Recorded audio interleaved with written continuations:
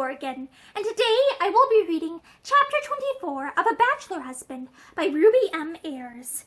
Chapter 24. World, if you know what is right, take me in his stead. Bury me deep out of sight. I am the one that's dead. They took Marie back to the Yellow Sheaf Inn on the Oxford Road, carrying her on a rough stretcher made of a broken gate, covered with coats, and Chris walked beside her, holding her hand in his. A doctor had come from Somerton, and they took her away from him upstairs and shut the door. The woman who kept the inn came up to him as he stood on the landing outside her room and tried to persuade him to come away and change his wet clothes. "You'll take your death of cold," she said in kindly anger. "There's a suit of my husband's that you're welcome to, sir, I'm sure." Chris thanked her absently, but hardly heard what she was saying. In his heart he was sure that Marie was dead, though as yet the shock of the tragedy kept him from feeling anything acutely. It was a nightmare as yet, that was all, and he had a childish feeling that if he were patient, he would wake up and be able to laugh at it all. Presently the woman climbed the stairs again with a cup of steaming coffee, into which she had put a strong dose of brandy. She stood over him as if she had been his mother while he drank it. "It's no use everyone getting ill," she scolded. "If the poor dear in there wants you, you won't be in a fit state to go to her." She had struck the right note, and Chris went off obediently to change his clothes. The mist seemed to have quite cleared away as he looked towards the window for a moment, and there was bright moonlight, as bright as it had been that night when he went out onto the sea with Mrs. Harriet and the skiff broke away. So long ago it seemed. He shivered and went back to the door of Marie's room. Feathers was dead. He knew that now, but as yet he had not been able to realize it. He knew that down on the riverbank men were still searching for him. Unsuccessfully. It was a horrible thought. He knew he would never be able to rid himself of the feeling of those slimy reeds and rushes that had tried to drag him down with them. Feathers was dead. Chris knew that it must have been his arm about which his groping fingers had first closed. He shut his eyes with a sense of physical sickness. Where was this tragedy, which had begun with his own selfishness, going to end? Supposing Marie died too? He gripped his arms above his heart, as if to still the terrible pain that was rending him. He did not deserve that she should live, he knew. His face was ashen when presently the door opened and the doctor came out. He was a young man and sympathetic. He put a kindly hand on Chris's shoulder. "It's all right," he said. "She'll be all right, thanks to you. Shock to the system, of course, but—" He gave an exclamation of concern as Chris swayed. "You'd better come downstairs and let me prescribe you." He said bluntly, "No, you can't see your wife yet. That face of yours would only make her worse." He would not allow Chris to see her that night. "She must be kept perfectly quiet. My dear chap, listen to reason," he urged, when Chris objected. "Do you want to kill her outright? No? Very well, then do as I say." He hesitated, then asked, "Were you with her in the car?" "No." Chris's voice shook. "My friend was with her," he added, turning his face away. "I see." "Terrible thing, terrible." Chris followed him to the door. "And my wife, you are sure, quite sure?" he asked in agony. "Quite sure. She wants rest, of course, but it's been a most wonderful escape." He hesitated. "They haven't found the other poor fellow yet?" he asked. "No." He saw the grief in Chris's face and held out his hand. "You did your best. It was a gallant thing, going into the river like that, in the darkness. They would both have gone but for you." "You'd best go to bed, sir," the innkeeper's wife said to Chris as he went back upstairs. "Lie down and try to sleep. I'll call you the very minute if she asks for you." But he would not, and in the end she brought an armchair to the door of Marie's room, and worn out with exhaustion and emotion, Chris fell asleep in it. He woke to daylight and the tramp of feet on the road outside. He stared up and stood listening and shaking in every limb. He knew what it meant. They were bringing Feathers in. The awfulness of it seemed to come home to him with overwhelming force as he stood there and listened. He had lost his best friend, the man who for years had been more to him than a brother, and they had parted in anger. He refused to shake hands with him. He would have given 5 years of his life now to live that moment again.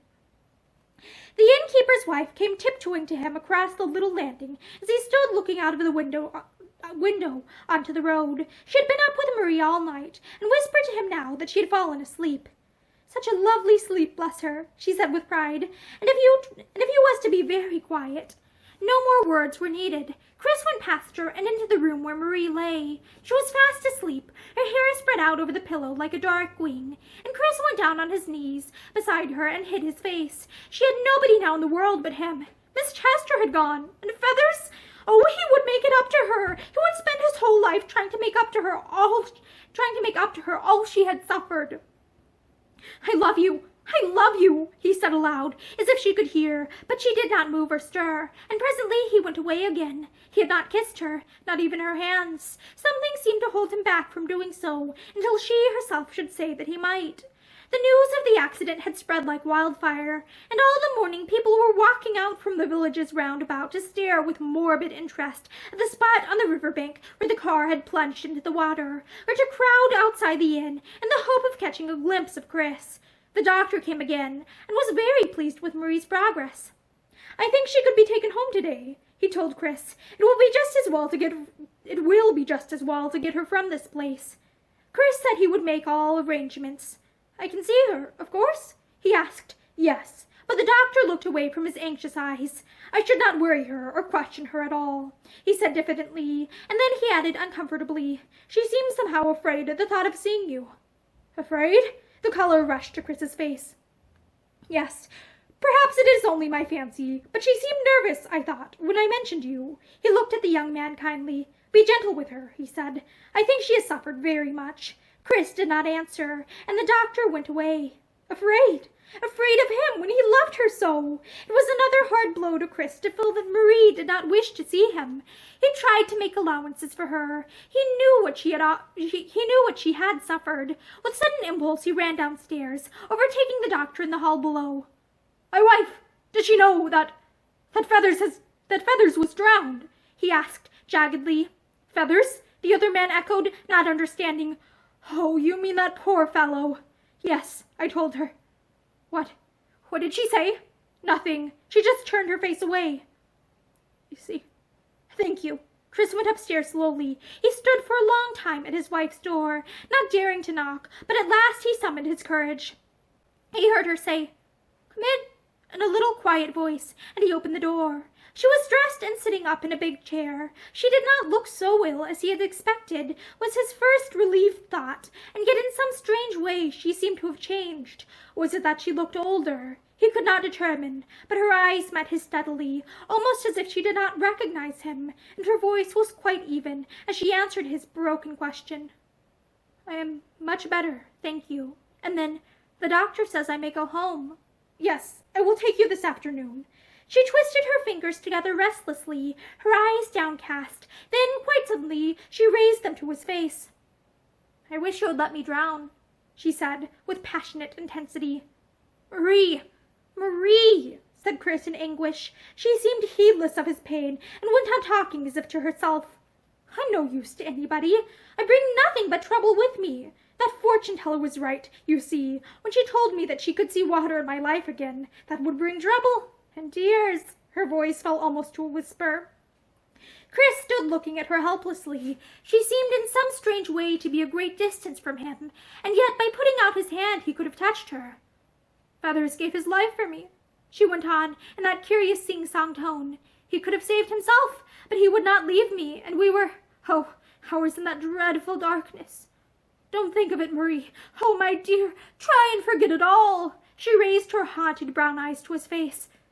I can't hear anything any more but the sound of that dreadful river. It was like a voice, mocking us, and he was so brave. She caught her breath with a long, shuddering sob, but no tears came. I'm glad that he loved me, she said again presently. It is something to be proud of, always, that Feathers loved me. She could not bear to look at it. Chris could not bear to look at her tragic face. She had no thought for him, he knew, but she had never been so inexpressibly dear to him as she was now. He was at his wits' end to know what to do with her. It was impossible to take her home with Miss Chester lying dead in the house, and there seemed nobody to whom he could turn for help.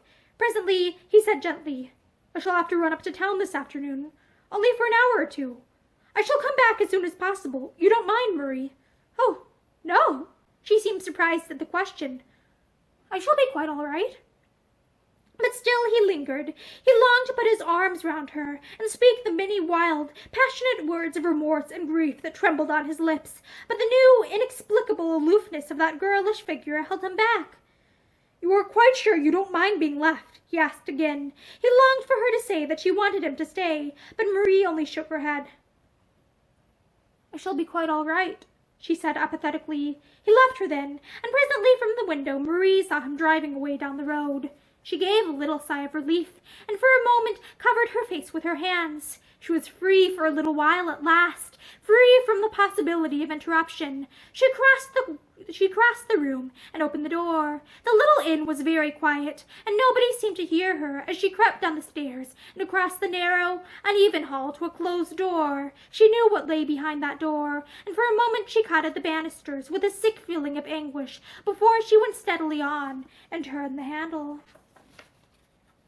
And that is the end of chapter 24 of A Bachelor Husband by Ruby M. Ayres. Thank you for listening to this chapter with me, and come back for the next video to find out what is behind that door. Have a great day.